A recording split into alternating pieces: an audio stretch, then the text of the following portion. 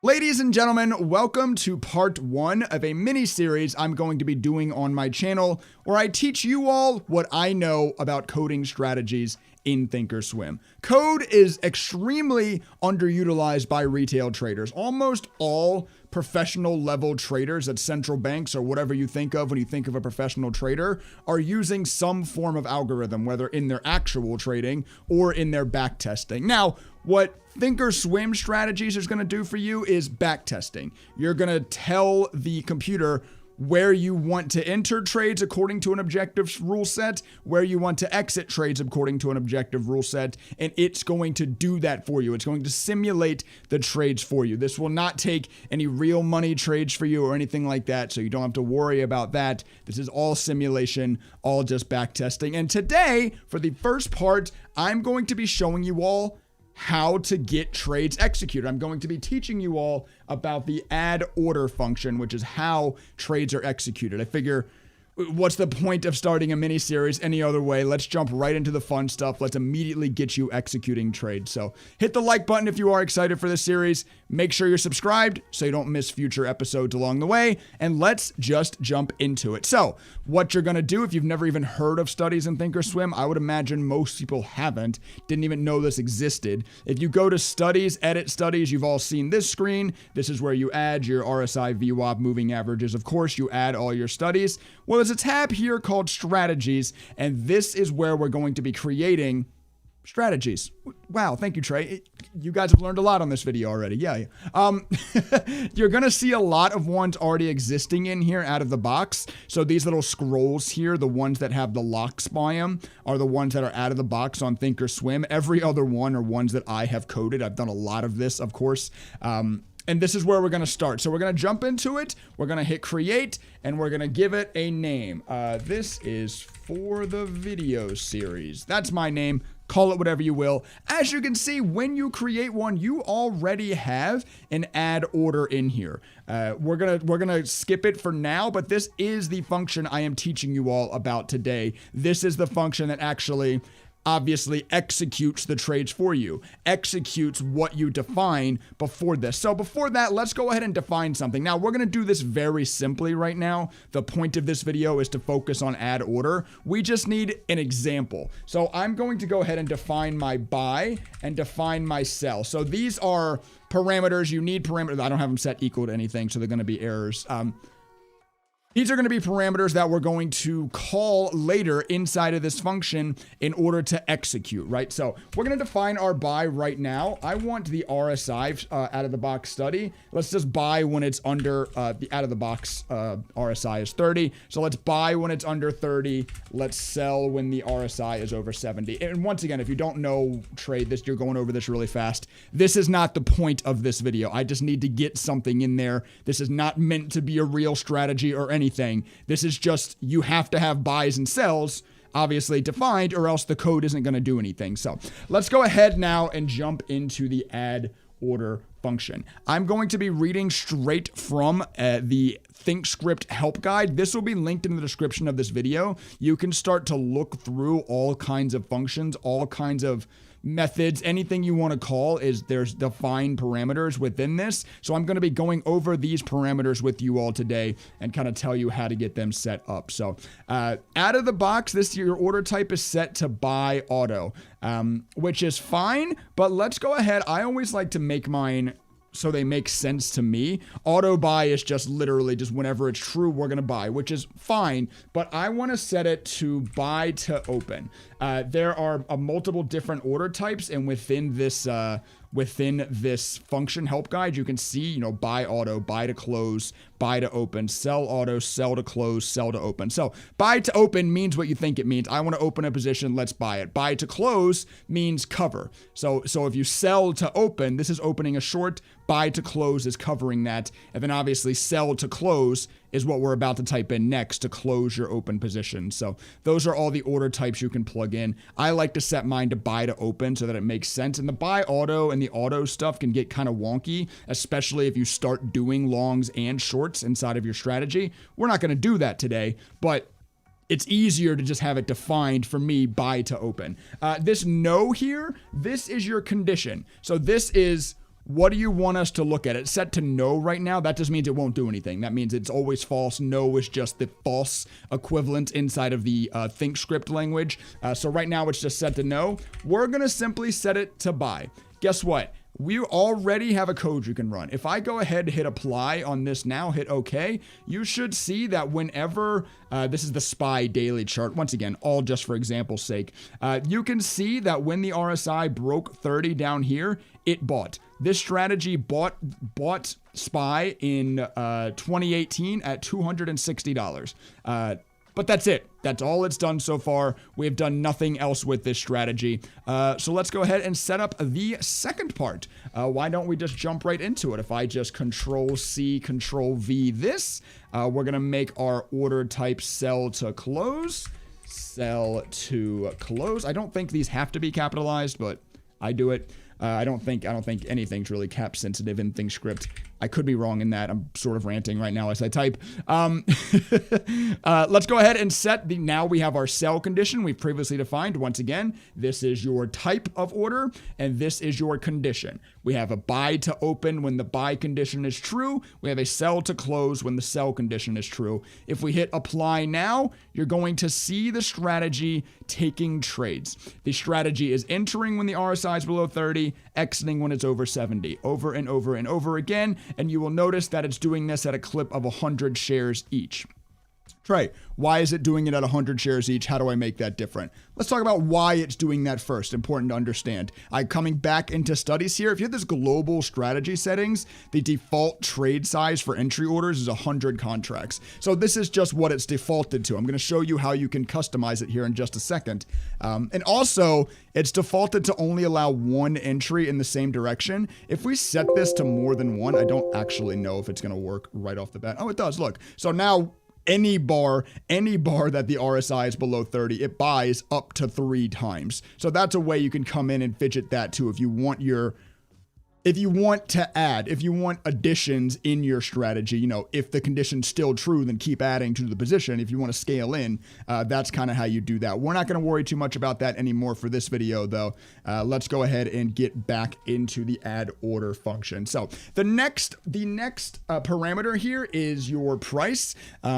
So you can define where you want it to happen. So if the RSI breaks down below this level, then go ahead and buy at this price. Because let me put it this way, ThinkorSwim always runs this code at the close of candle. That's kind of how candlestick charts work, right? You don't really know anything about the study until the bar is actually closed. So when this bar closes below the 30 RSI, that's when it buys, right? So you can use this to set it to a different amount, a different price if you wanted to. It doesn't make a lot of sense with this, but when you start doing things like, say, let me give you an example off the top of my head. Say, I want to buy a stock if it goes 20 cents below the low of previous candle. Well, it could go below, it could meet your buy condition where it goes 20 cents below the low of previous candle, but it's not going to buy that candle until that candle closes because that's where it runs. But here you could say, I'm gonna pseudo type this because I don't want to get too into code.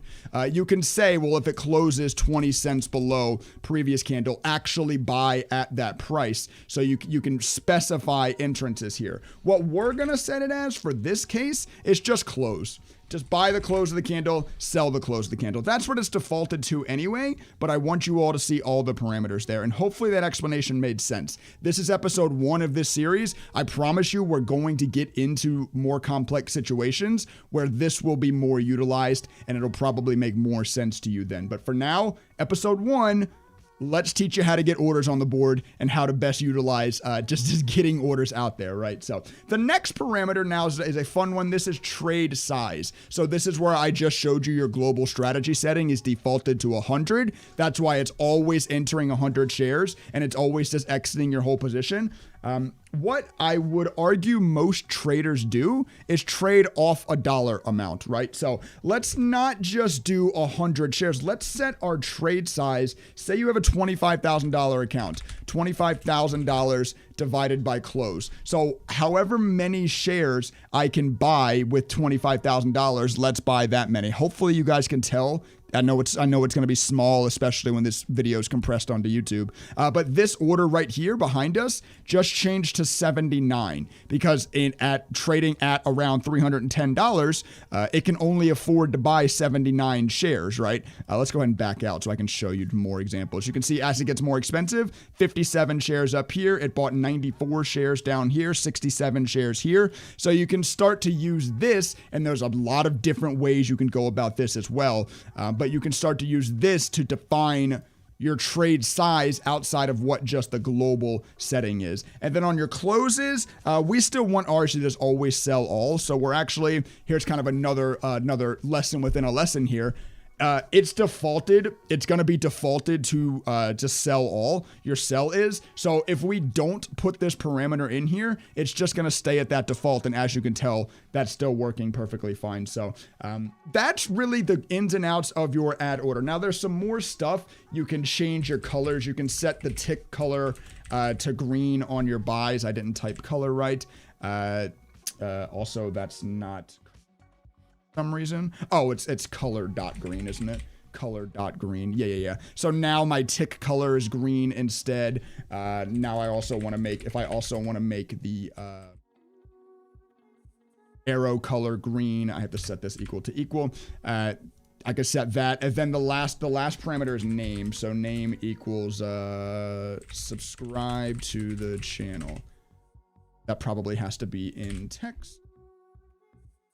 Kind of doing this on the fly, and I don't even normally worry about this stuff. So, yep. So now every time a buy order goes off, it tells you to subscribe to the YouTube channel, which you should do, by the way. And your tick color is green and your arrow color is green. So that's all just kind of for look's sake. Doesn't really matter, but those are all, I want to show you all the parameters, right? So there is every single parameter for the add order function, and the add order function is I think, at least the most fun place to start with this video series, because now you all can come in and you all can, even after just watching this one video, get trades on a chart. You can start to see how the strategy is working. I'm going to show you one more extra little thing here before we sign out, because you're like, well, this is fine and dandy, but what do I do with this information? Let me show you one thing first, actually. If you right click on the arrow and you go to show report here, you're going to get a CSV of the strategy, which you can export. You can then turn that CSV into an Excel document, and you have all the data you need from your trades that you can manipulate and use to test. Now, the easier way to do that, or you can't test everything this way, but there's also a study called floating P&L. If you turn this on, it's going to show you how much your strategy is up or down based on the trades it's taking. So just since actually 2018, this very simple RSI strategy on SPY Daily is up $6,000. Yay yippee. This is not meant to be a real strategy, but yay yippee. You can see what's working there. So one video into this series, you all now have orders on your charts. Thank you all for enjoying the Thinkscript tutorial video series. Not going to take you away for long. Just need to shout out daytradingstrategies.net. Link in the description down below if you want access to all the codes that I have already created using what you're learning in this video series. Enjoy the rest of it. Stock trading indicators are important for system trading because they objectify your rule set. They give you defined areas in which you should enter and defined areas in which you should exit trades. So in today's video, we're going to be going over how to implement studies into your Thinkscript code. By the end of this episode, you will know how to implement any study into a backtested code so that you can begin testing whether or not your systems are profitable. Hit the like button if you're excited. Make sure you're subscribed. Over 40% of the people that watched episode 1 aren't subscribed, so they might not even get this episode. If you want to continue learning about Thinkscript, make sure you are subscribed. So if we go ahead and open the code from episode 1, if you haven't seen episode 1, this is going to look like Chinese to you. Make sure you hit that link up in the top right corner. Go watch episode 1, catch back up with this here. But let's go ahead and open the code from episode 1. I just closed a little reference window over there by clicking on reference, by the way. And remember that we have a code that is buying when the RSI is under 30, selling when the RSI is over 70. And we implemented last code, or the focus of last code, should I say, was the add order function. Well, the studies here are obviously RSI. The study, should I say, we used it twice, but Just like the add order function, studies are also functions. That's why you have open and closed parentheses here. Well, Trey, in add order, you added in different parameters to get it to work. So why is this RSI working if it's just blank? Every study has default parameters, and it's what you think of when you think of the study. If you think of RSI, you think of this RSI. But at the end of the day, an indicator is just a type of calculation. You can use any parameters you want to within that calculation, and that's where you begin testing, right? That's where you start to be able to update this code to be able to test what works best for your strategy by manipulating these parameters. So what we're going to do, I'm actually going to add in something first. Since these are our, let's do little code talk here. Since these are our buy and sell calls, you have to, anything you're going to define that you're going to use within these have to be above it. The code does read top down. So if I were to define something down here and then try to use it in my buy or sell, it would throw an error. So let's go ahead and define a new study up top. I'm going to leave the RSI as they were so that you all have a working example of just what a default studies look like. And instead, we are going to add a new study. I'm going to define a moving average, and we are going to set it equal to the moving average call for an SMA, for a simple moving average, a simple moving AVG. And what did I just explain? All studies are functions. What do functions need? Functions need parameters. They need to accept parameters in order to work. So if we just open and close parentheses, bada bing, bada boom, you have a defaulted parameter simple moving average. A little bit more coding talk. I kind of skipped over this last episode, but you may have noticed that at the end of each one of my lines, I was putting semicolons. That's how you let the machine know that you are done with that line of code. And that's why you're seeing errors right now, because if you don't have this, it thinks that code is still running. It thinks these are blurred together. The machine doesn't see spacing and stuff. That's all just to make it look better for you. So without this, it thinks you're trying to run this into this, which doesn't work. So make sure you're putting your semicolons at the end of your definitions as well. So now we have a simple moving average. The simple moving average default length out of the box is 9. You all know different moving average lengths. You've heard them all: 9, 20, 200, 300, whatever people are utilizing. And I'm about to show you right now how you change that. So actually, let's start here first, and so that you all can see this. Yes, save the changes to my code. Sorry. If I add a simple moving average, so let's actually add the study itself, and I click on the cog of that study. Here are the parameters of the study. Here is what the simple moving average study, is accepting as parameters. One of those, the most important, kind of the only important one in this one, is length. So that's the indicator that's the parameter. There's too many words that we are going to be updating in our code. Also, you can find this in the Thinkscript help guide, which will be linked in the description down below. We'll go back into this in a second so that I can teach you all how to implement any study you want.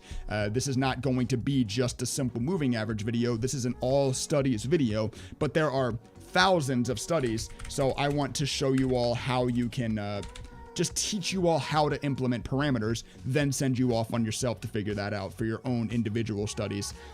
We now have a 200 SMA defined in our system. Now what? Great. It's just defined. Nothing's going to change now. If I hit apply, you'll notice nothing changed. All we've done was define it, right? But why did I put it above the buy here? Let's use it in the buy. Let's say buy when the RSI is under 30, and why did I type moving average cross? I think it auto-filled that for me earlier and I didn't recognize. Sorry. I want it just to be named moving average. Let's set it to define buy equals RSI is under 30 and the close. That means the close of the current candle. We're starting to get into a little bit of price action stuff now. This is very simple price action stuff, but there's going to be more how to use price action in your Thinkscript in the future. But so the close of the current candle is over moving average. We defined our 200 SMA, gave it a name of moving average. So now that's how we call it later in the code. So now it's only going to buy, yes, if the RSI is below 30, but also if that bar closes over the 200 SMA. So realistically, we're saying, let's buy when SPY is weak, when it's currently down, but maybe it's not in too big of a downtrend. It's kind of the idea, right? And once again, this is the point of utilizing studies in trading. You can't just say things like, well, I'm going to buy SPY when it's down, but not when it's in downtrend. How do you test that? You can't really objectively test that. That's why we use the indicators here, right? We don't have to do anything else to our add orders. It's already still just calling the buy function. And the buy function is what we have defined here. And all we did was add to that. So we are good to go with that. So if I hit add now, I want to change this plot to the 200 SMA so we can just get an idea. You will now see, well, you will now have seen the P&L change, and you will see that areas like this, like where the RSI was below 30 and below the 200 SMA, there was now no longer a buy. Let's go back to when SPY was really downtrending here. You can see, so it's kind of keeping you out of this now is what the code is doing. It is making slightly less money overall, but it's taking less trades, and it has a lower drawdown. I'm sure we haven't tested that, and we'll get into how to do that later. But it's protecting your downside risk now, the strategy is, right? Which is important. In backtesting, it's not really important just what the gross P&L is. There's a lot of other things, right? Because backtesting is just working on the past stagnant data. Anybody can make any strategy produce a high P&L on past stagnant data that already exists, right? We already know this data exists. The goal of backtesting is to create the most efficient trades, the highest average P&L, because that is what's going to protect you from max drawdowns and stuff in the future. We'll get into more of this as we get into more backtesting and how to actually run your backtest in the future and future videos in this series. But I rant and I digress right now. You can see that our code, our simple moving average with a length of 200 with our change parameter is now limiting the entrances. It's not buying here. It's not buying here. It didn't buy here because we're below the 200 SMA, right? So that's how to implement studies with parameters into your code. Now, Trey, great, simple moving average, that's great. There's all kinds of other studies. How do I find those other studies? Well, using the Thinkscript help guide, once again will be linked in the description down below. It's straight from ThinkorSwim. This is their official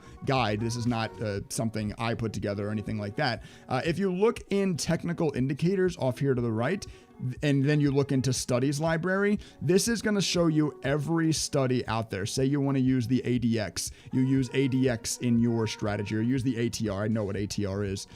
You use the ATR. Well, it's going to give you your parameters. So these are the length and average type. These are the what I just typed in with simple moving average was the length. So if you want to use a study and you want to implement parameters into it, use this guide, find your study. Say I want to use, I can't even think of anything off the top of my head. Let's, stochastics. I want to use the stochastics. Well, inside the studies library, stochastic full is the one that I want to use. Now I can see this has a lot of parameters. All of these parameters can be changed. Once again, if you add Stokes to your chart, that doesn't mean anything, right? Just the stochastic is just the stochastic. This is just what it is out of the box. Blah, blah. You can change all of this, just like you can in here. You can change all of these parameters to be anything else you want to, and that's how you begin testing. That's how you start to recognize what works best for you. So it's impossible for me to sit here and to go over every study. I wish I could, but the goal of this series is to teach you how to fish. So now you know how studies are implemented, that studies are functions, that how you need to define them ahead of your buy statements in order to use them. You know what parameters are, you know where to find the parameters for the study, and you can begin messing around with that. If you don't get it at first, if it's tough or whatever, keep at it. That's what coding is. Learning coding is a lot of trial and error. If you do have any questions, please let me know in the comment section down below. But so now you have studies, you understand that studies are functions, you understand how to define those studies, and then you understand how to implement them into your buys so that they are being implemented onto your chart, into your code, that you can begin to backtest. So hopefully you did find this video helpful. Hopefully it's helpful in some way, can get you to start to implement studies into your code. If you did, please hit the like button. Once again, if you're new around here, make sure you're subscribed so that you don't miss any other episodes in this series. We will continue teaching. We will continue teaching you all how to Utilize code to the best of your ability to backtest and approve a profitable system before you just start blindly trading. You know how to utilize code in ThinkorSwim to get orders placed on your charts and how to include any study with any parameters you want to into that strategy. Today, we are going to talk about price action because just using studies, just using trading indicators is not normally enough to create a profitable strategy. There's also some sort of price action that needs to be intertwined with that, and there are plenty of ways you can do that inside of Thinkscript. That's the point of today's video. Hit the like button if you're enjoying the series. Make sure you're subscribed. If this is the first episode you're watching, I will link the playlist up in the corner now. You probably want to catch up first, or else you're just not really going to understand what's going on. So let's go ahead and jump into the code we have. This is for the video series. We currently have the strategy buying when the RSI is below 30 and when it's above the 200 SMA, and then we have the strategy selling when it is above 70. Well, let's talk about price action. First things first, let's talk about the statistics you get from a candlestick chart. What are the 4 things you get out of a candlestick? Open, close, high, and low. Those are the 4 data points that a candlestick chart provides you in each and every candle you're looking at, dependent on which time frame you're looking at. You can call those things directly. If parameters exist, you can probably call them in ThinkorSwim. I combined ThinkorSwim and Thinkscript. You can call them in Thinkscript. You have open, you have high, you have close, and you have low. And once again, this is all from the Thinkscript help page that will be linked in the description down below if you need to find this stuff yourself. But we already have a small example of that in our code where we utilize and close over moving average. That shows that we're only gonna buy, using some conditional formatting here as well, which is another preview of something we'll dive deeper into later. The RSI has to be under 30, and we'll only buy if the current candle we want to buy on closes using the close parameter that you get from that candlestick pattern, from that price action, is over the moving average that we defined up here as length of 200. Well, let's go ahead and dive into some more stuff. Let's dive into some more examples. So I'm going to make the RSI under 40 just because we need some more buys in order to get this next part of the strategy to work. Also, let's remember we are currently up $12,300 on SPY's daily chart with this strategy.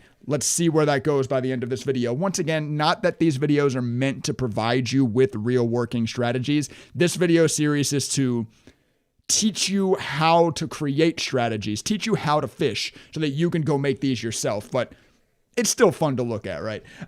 Anyway, so now the RSI under 40 we want to buy, but also, and the close is greater than the close of a bar ago. So what I'm looking at here is the RSI is under 40, and the current bar close is above the close of previous bar. If you put open bracket 1, close bracket, you put any length in here, this would be 2 bars back, 3 bars back.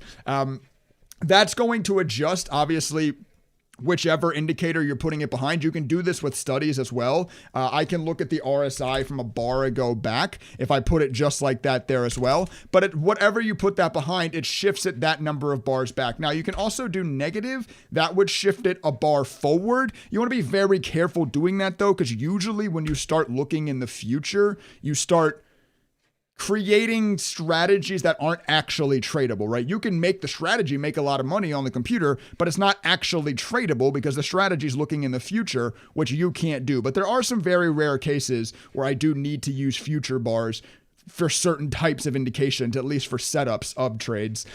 So I want to throw that out there as well. But now, RSI under 40, close over the 200 moving average, and current close is higher than previous close. So realistically, we don't want to buy just when it's weak. We want to buy when it's weak, but perhaps the curl is starting. That's kind of the theory now, right? Perhaps we're getting a candle over candle. So let's go ahead and apply on this. Our profit, I actually haven't done this yet. Our profit actually goes up to $30,000 now. So all of a sudden you're making way more money with this strategy than you were before. It's probably taking more trades, of course, since you have the RSI over 40 instead of over 30. But now, once again, close over close of previous bar. You're waiting kind of for the chart to start curling first. If we go ahead and look at some of the trades, actually, you're waiting for the bar to sort of start curling first before you enter. This is not a great example, although it does end up winning, funnily enough, because we don't have any stop losses built in yet.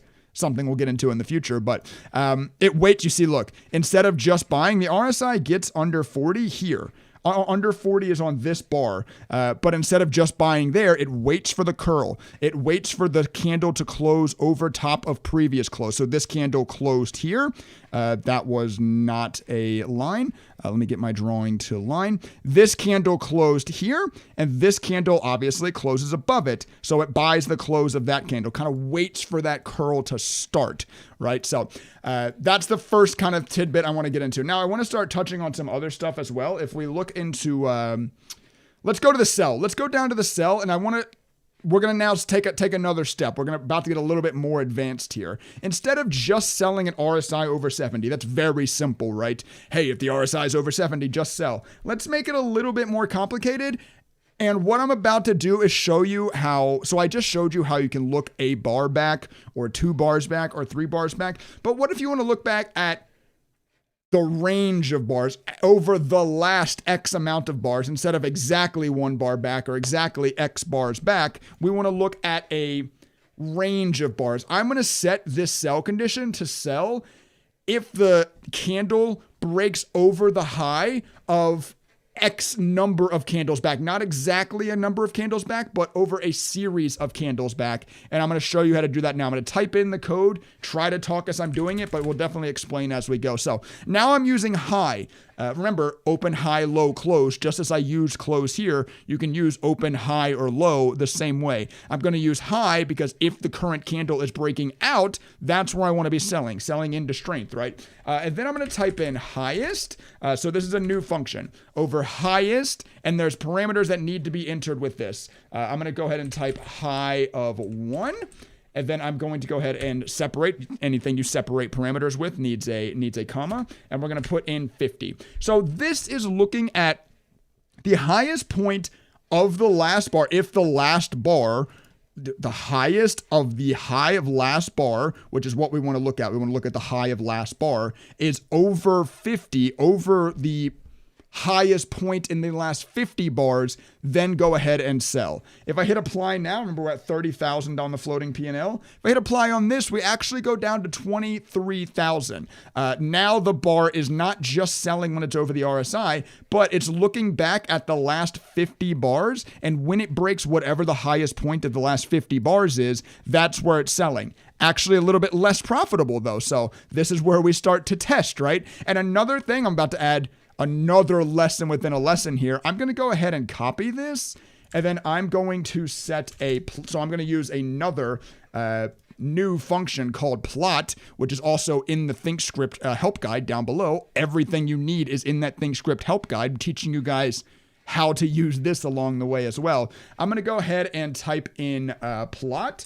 So if I'm going to plot and then this is just the name, so call it whatever you want to. Let's call it sell point. And I'm going to set this equal to exactly what I coded here. Actually, we don't need the high over. We just want to see what is the highest point of the last 50 bars. We want to be able to see what that is. So we're going to plot that. So if I hit apply now, you're going to see that painted on the chart. Obviously, the cyan line represents the highest point of the last 50 bars now. So from here, it sold the close of this bar because it broke over what the highest point was in the last 50 bars. Multiple other examples, obviously, of this. Highest point in the last 50 bars remains here. When it gets there, it sells. When it closes over that bar, should I say? Sorry. When the high, let's also signify this. We used high. So both of those examples, it did actually close. But all that needs to happen is the high of the current candle needs to break over that line, right? But guess what? We did find that actually implementing this code to the sell made it less profitable. This is where I clicked on the wrong thing. This is where utilizing code for backtesting really, really becomes impactful. Because if I wanted to run a backtest like this, first off, it would take me hours to go back and find every case that this happened, manually write down the entrance and exit. Guess what? That's fine. You can do that. But then optimizing is so hard when you're doing it manually, because you would do this. It would take you hours to do it. And then you would find that it ends up making less money. And you'd be like, wow, that felt like a waste of time. But with code, guess what? All right, we found 50 doesn't work very well. Let's change it to 70. Our P&L goes from 23.7 to 29.7. That's a little bit better. Let's go to highest of last 100. Our P&L is now at 33K. All of a sudden, it's getting way better. Let's go to the high of last 200. Okay, that actually goes back down to 27K. Let's try 150. That's 26K. So actually, in this case, it seems to be, and you can continue digging with this, I'm not going to, but it seems to be that the highest of the last 100 is giving us the highest return right now. Let's just change the plot as well. That won't change anything. This changes nothing to do with the orders. This is just the plot.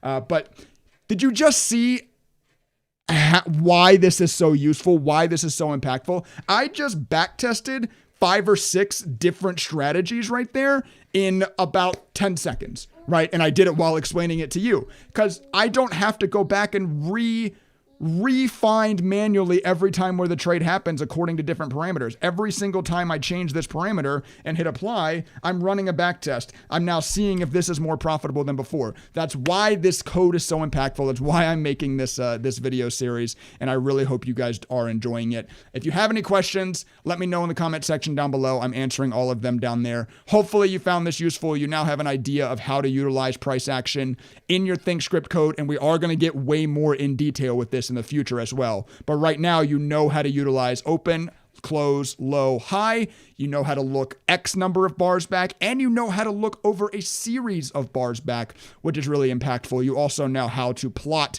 lines on your charts using price action as well. So a lot learned in this video, a lot learned so far in this series. There's only 3 episodes. I think about 10 minutes each, about 30 minutes of content. You guys are really starting to get somewhere with being able to backtest utilizing code. I took this profitable day trade on Friday afternoon because I coded a strategy within ThinkorSwim. Then I ran a comprehensive backtest against that strategy to prove that it is profitable against the market. And that is what you all are learning how to do in this series. But so far on our series code, we just have it swing trading. We only have it running on the daily chart. And in today's video, you're going to learn how to utilize it in just day trading, just intraday trades. Hit the like button if you're enjoying the series. If you're learning anything, make sure you subscribe so you don't miss future episodes, and let's just jump into it. So, little lesson within a lesson here. I actually haven't at all brought this up yet, but if I go and click on another time frame here, this is now a 1-minute chart of SPY. ThinkorSwim automatically runs your strategy code against whichever time frame you're looking at, which is really, really useful. But of course, I'm now looking at a 1-minute chart, and it's holding trades overnight. It's entering trades. It entered this trade at 4 in the morning, which of course you most likely don't want to be doing. As a day trader, you most likely don't want to hold your trades overnight. You don't want to be entering in pre-market. Maybe you only want to be trading the first hour of the day. With this code I'm about to give you, you'll be able to block off any certain points of time to test your strategy on as well, because timing is very important with trading as well. So let's go ahead and jump into the code, shall we? This is for the video series. All right, so I'm going to go ahead and give myself a couple lines here at the top. Everything we're going to define is at the top of the code. If you're looking at this and it looks like Chinese, you're probably not caught up with the series. Hit the link in the top right now for the playlist. Catch up, then kind of get back to us here. So in coding, a computer has no understanding of what time is. It has no understanding of what market open is, market close is. You have to define all that stuff to a computer. It has no comprehensive knowledge like a human would have. So the first thing we have to do is define our open time. So we're going to define when the market opens and when the market closes, essentially. I can actually call this, let's maybe for ease sake, let's call this market open and let's call this market close. So, we are going to give it variables. What did I say? Market close. We're going to give it variables which instantiates what time the market opens and what time the market closes. We're not even on time yet, actually. We're just going to give it literal numbers here for this level, at the highest level. So as we know, the market opens at 9:30. But also, as you know, with candlestick patterns, or with candlestick charts, should I say, the you get no data until the candle is closed, right? So this code will not be ran at all until the close of the candle that it is looking at. For that reason, and not to jump too much in depth or in detail, because this is not like a coding class. This is I want to teach you how you can make strategies class. So I'm not going to try to dive too deep into how computers think, but we do have to set this to equal to 931 so that it doesn't hold trades overnight. If it's set to 930, it can end up holding trades overnight because it doesn't actually know that 930 candle exists until it closes. La-di-la, make it 931 if you're on a 1 minute chart. Now, if you want to trade on a 5 minute chart, you have to make it 936. On a 10 minute chart, 941. You get the idea, but we're going to do this for a 1 minute chart right now. So make that 931. And same idea with market close, although a little bit maybe different. 24-hour clock first off. So market close is 4 p.m., 1600 hours. So the typical market close would be 1600. But same idea as we can make it 1558, I believe, actually. You want to give yourself a little bit of a buffer room because it's got to wait for the candle to close, then it's got to execute the code, then it's got to get you out of the trade. So just make it 1558.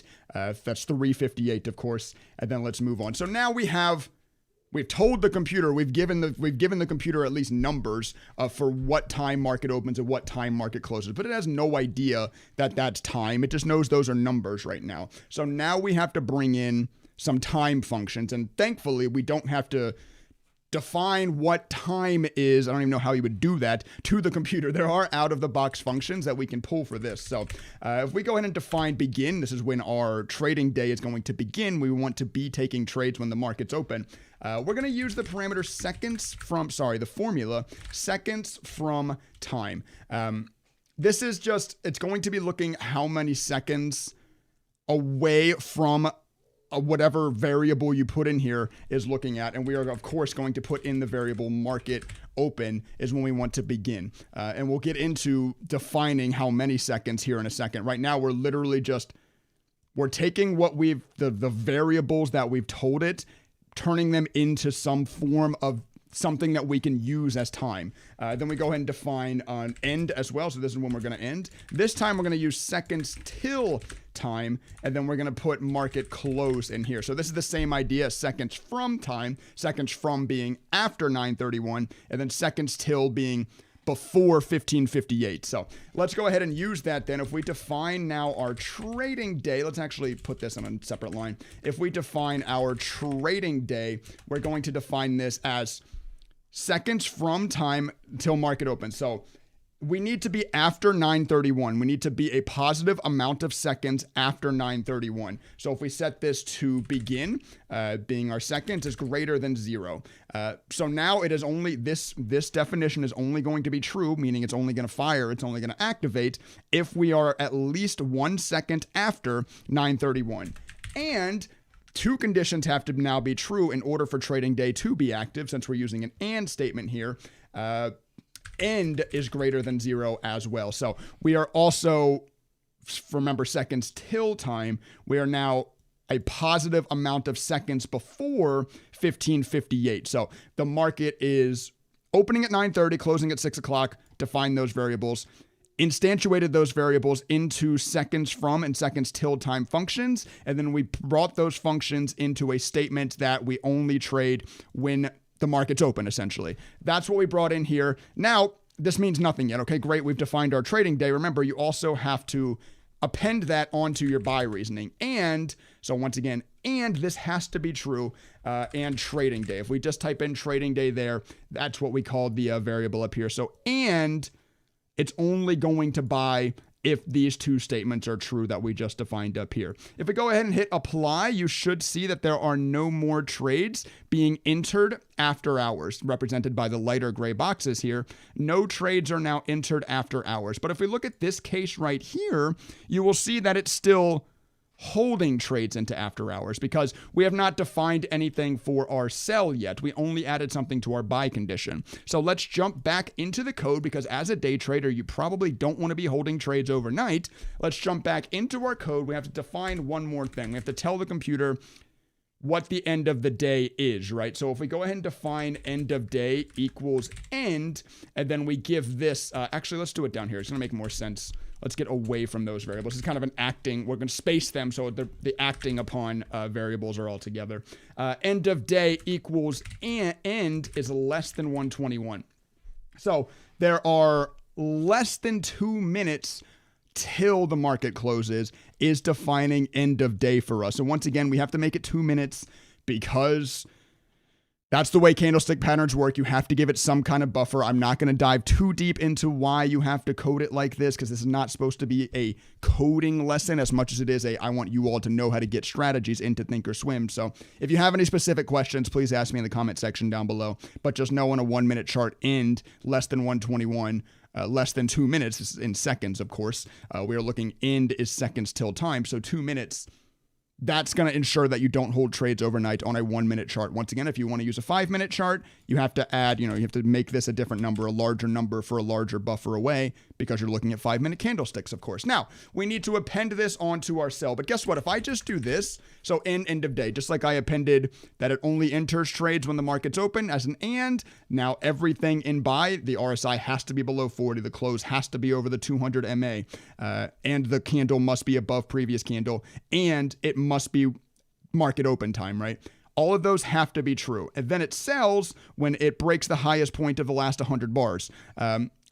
What if I had this as an end of day? It would only sell if the day was over and it was above the sell condition. But we don't want to hold into market close at all. So we're going to use an or conditional formatting statement here. That means if either one of these conditions is true, this parameter is true and will fire vis-a-vis it will sell your shares. So let's go ahead and hit let's go ahead and hit apply now, and you will see that it has exited the trades before market close and actually tried to enter another one here, but you can see it didn't because they're kind of competing with each other. Is that because I made this 9 or 1558? If I make this 1557, that'll go away. I gave it maybe a little bit too much buffer room. Yeah, because I have to make that 1558. So what it was doing there, the buffer was within 2 minutes, and I'm only calling end of day within anything after 2 minutes, right? Or anything before 2 minutes. So it tried to enter, but it was, whenever you see an entrant and a sell condition together, you'll get a bar like that. But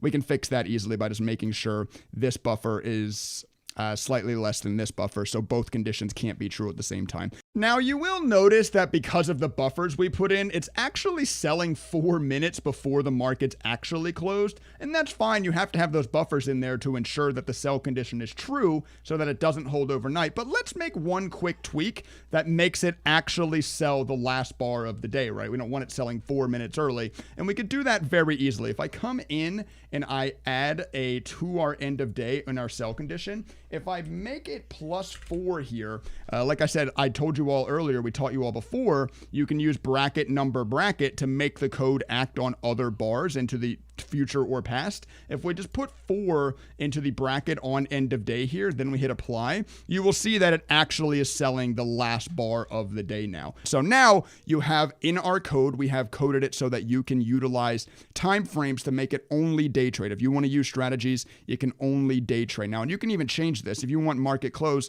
I say I only want to trade the first hour of the day. Well, if I make it 10:30, guess what? Now it's only going to enter trades and it will exit them at 10:30 as well.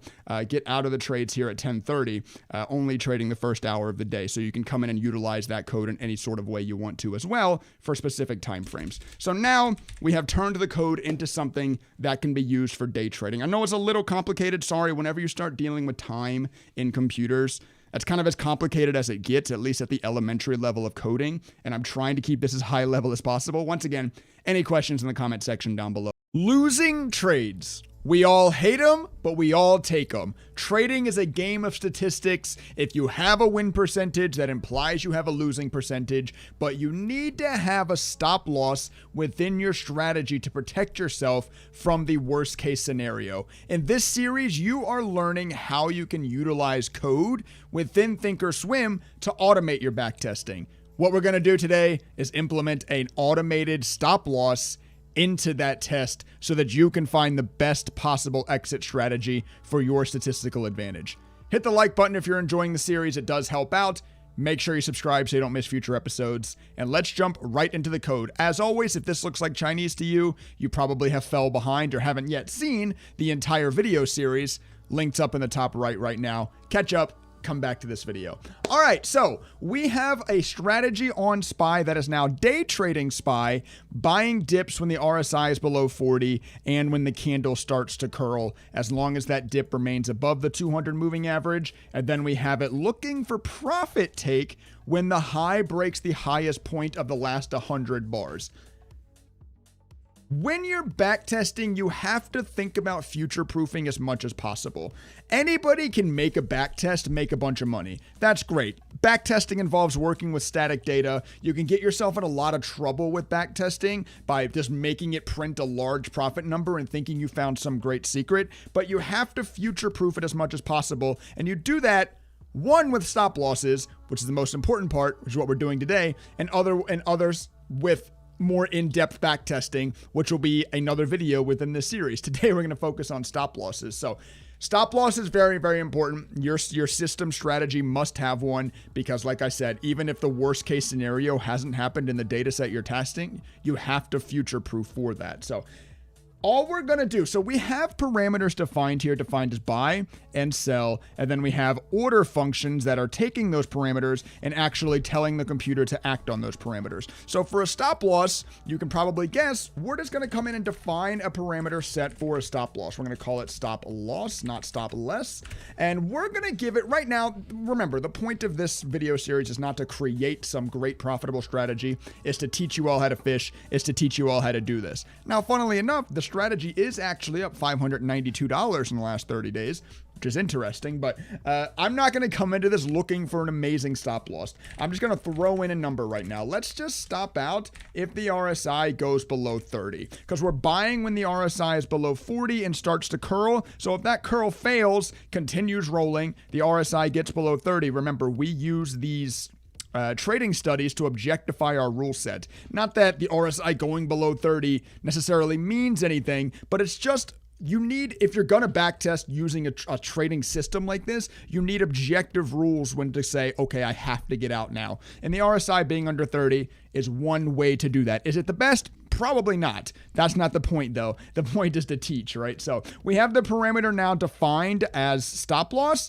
and we already have a sell order here, right? Add order, order type, sell to close, sell. Remember, this is selling when the sell parameter is true. Let's actually rename this parameter to make that make more sense. Let's make this parameter now profit. So this is going to be our profit sell condition. When the profit case is true, we sell to close. For our stop loss, all we have to do, I'm just going to copy and paste this, Control C, Control V, is add another sell order, but set this one to execute if the stop loss is true. So this sell to close only fires, only executes if the profit parameter is true. Now this one will also fire if the stop loss is true. So if we go ahead and hit apply, we were up $597. We're now up $606. So it actually makes it, not necessarily that means it's better, but it does make it a little bit more profitable. Let's go see if we can find a couple of cases as well.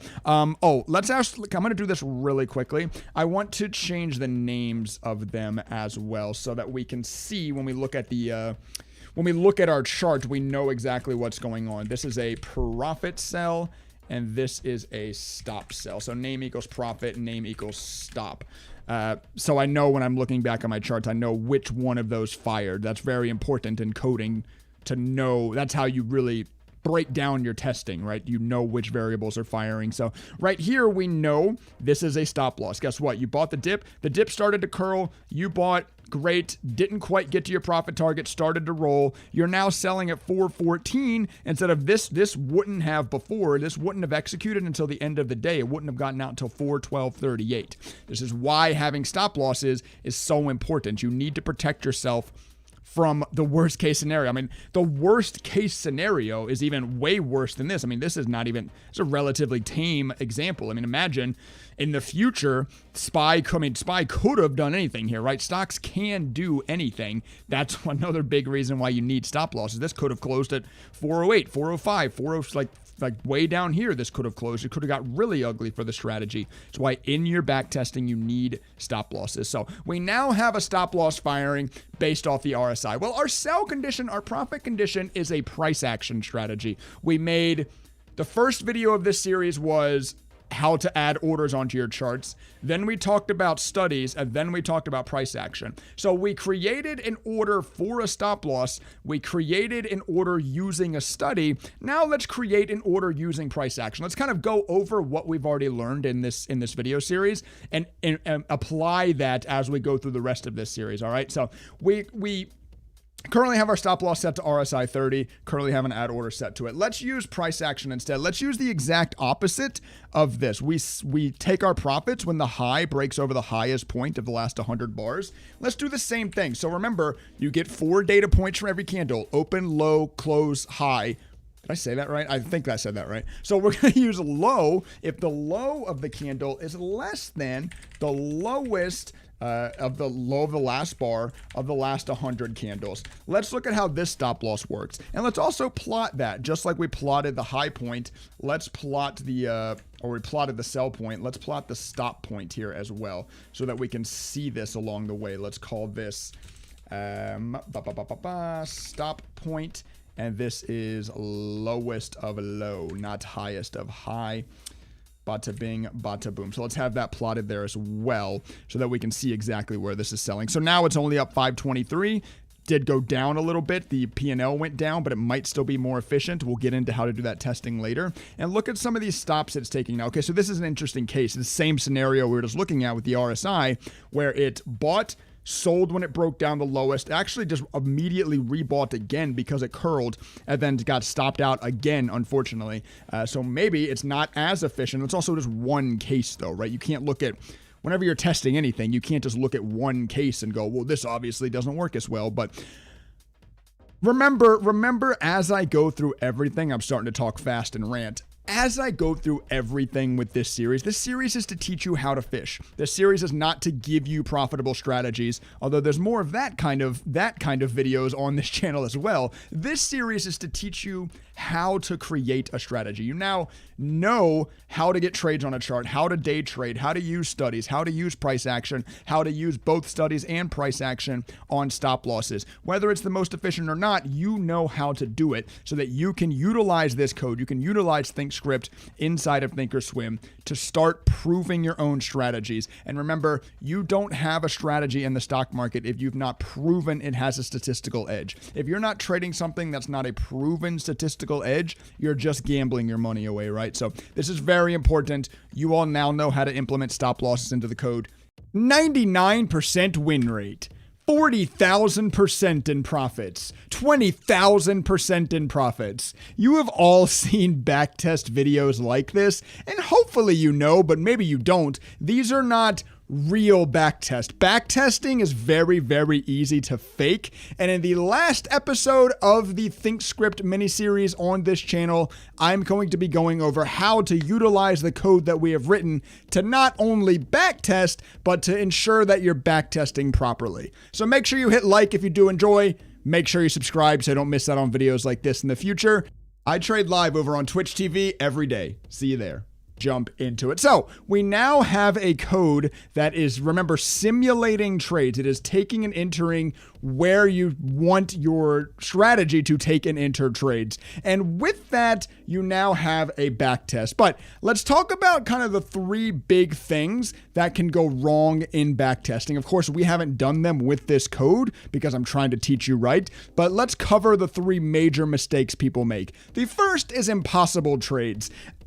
Remember, these backtests, whenever you're using code to backtest, it's just simulating entrances and exits. I could go code a strategy really easily that makes the code buy the low of the day and sell the high of the day. And I can make this 100% win rate, huge returns, obviously. But of course, you can't actually do that because you don't have a crystal ball. The strategy is just going back in time and buying the low of the day and selling the high of the day. And there's tons of examples like that. I often see backtest videos on YouTube of Heiken Ashi candles, which is fine and dandy, but Heiken Ashi candles are formulas. They're not the actual price of the ticker. So if you can make money buying where a Heiken Ashi candle is, that's great, but you can't actually buy the ticker at that price. That's not the actual price. So that's an impossible trade. That's the idea I'm getting at with that. The second major issue is survivorship bias. And this is where, if you remember in the early stages of this video series, we were testing this strategy on the daily chart of SPY, right? We were looking at the daily chart of SPY and we were looking at its returns, and the returns look really good, right? Well, guess what? Survivorship bias is only focusing on hot markets. It's only focusing on what works. And in the last 20, 40 years of the S&P, you could close your eyes, flip a coin. If it lands on heads, buy, and then sell it a week later. And that's probably a profitable strategy, right? Stocks have been doing nothing but going up in the last forever, basically. Of course, there's been periods, but basically always up. Does that mean you have a real market edge? No, it probably doesn't. It probably means you have survivorship bias. And I'm going to show you all how you can avoid that to future-proof your backtest as much as possible here in a minute. And then the third issue is a big one, and I hope it makes sense, and it will make sense as we dive into our own backtest and how we don't make these mistakes, but it's only focusing on your P&L. When backtesting, you are dealing with static data. You are dealing with data that already exists. By the way, look, our strategy is in a trade right now. Nice. You are dealing with, you're dealing with data that already exists. Anybody can make money on data that already exists, on static data. That's really easy. That's not the point of backtesting, though. You want to be finding efficiency in your backtest. You want to be taking the most efficient trades possible. That's the best way to future-proof your strategy. And once again, I'll show you how to fix that with our own backtest here. So now let's go ahead and jump into how we would actually fire up a backtest. So where you have your orders being filled on your ThinkorSwim chart, if you right click on either a buy or a sell arrow, either one, and you hit show report, you now have a CSV file of all the trades from whichever time frame across whatever time. This is the last 30 days on a 1-minute chart. These are all the trades that have been taken. I'm going to go ahead and hit export file. This is, of course, going to give me a CSV. I'm going to type in this is for the video series test. Let's go ahead and just save that CSV, close. And now if I open an Excel document, I'd like to open a new Excel document. I already have Excel open.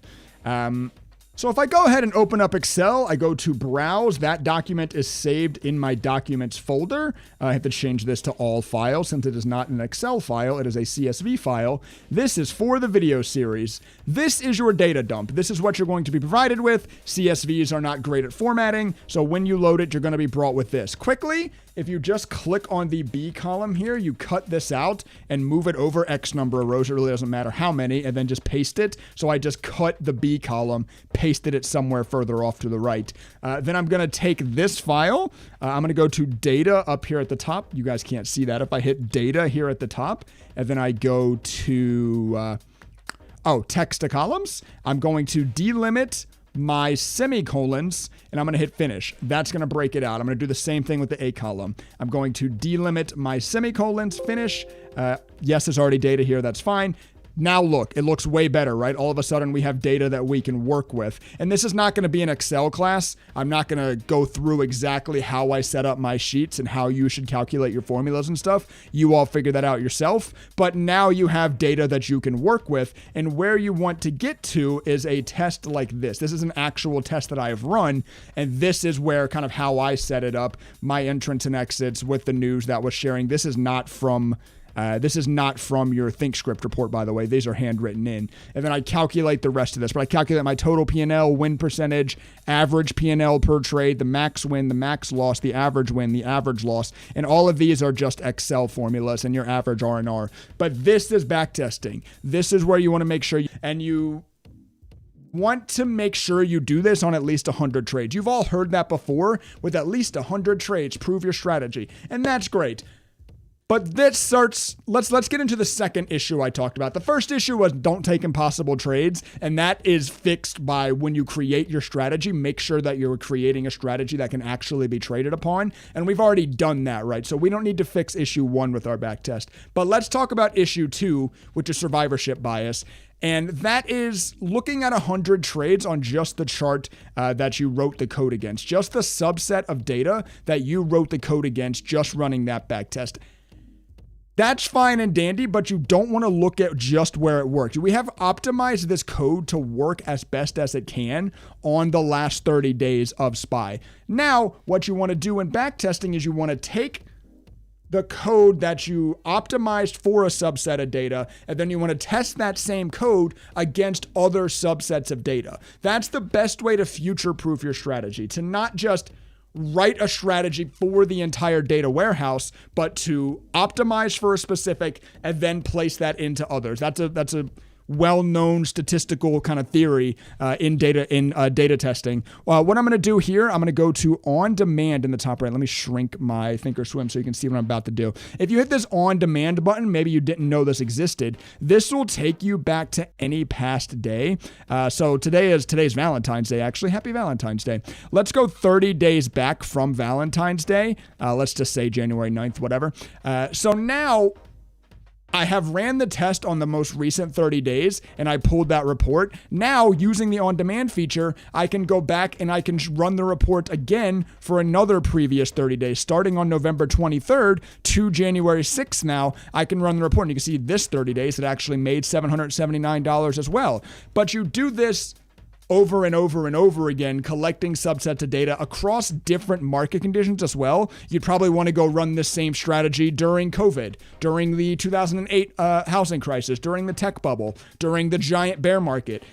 That's where you either start to decide one of two things. There's two schools of thought when it comes to testing against multiple data sets like that. And it's either you want to ensure that let me start by saying this. Your strategy is coded for a specific market condition. You optimized your strategy for whatever the current market condition is, and you made that profitable. What you need to do is you either need to make sure that in other market conditions, the strategy doesn't get destroyed, right? Because that's fine and dandy if it works in one market condition, but then it gets destroyed in other market conditions. It's probably not a great strategy.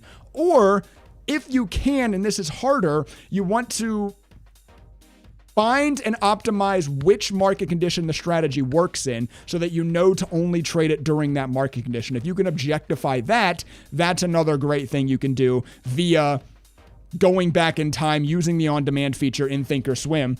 Sorry, I can't see. Using the on-demand feature in ThinkorSwim to go back in time to test your code against other subsets of data. Hopefully that makes sense. I'm throwing around words like data, subsets of data, Excel, CSV, statistics. If you have any questions, please comment section down below as always. But hopefully what I'm describing makes sense. At the end of the day, just ensure that you're running your backtest against more than just the data that you wrote the code for, because as I said at the intro of this video, anybody can make a strategy work on static data. That's really, honestly, really easy. You already have data that's not changing. It's easy to look at that data and to make a strategy make a bunch of money. You then have to take that strategy and test it against other subsets of data, right?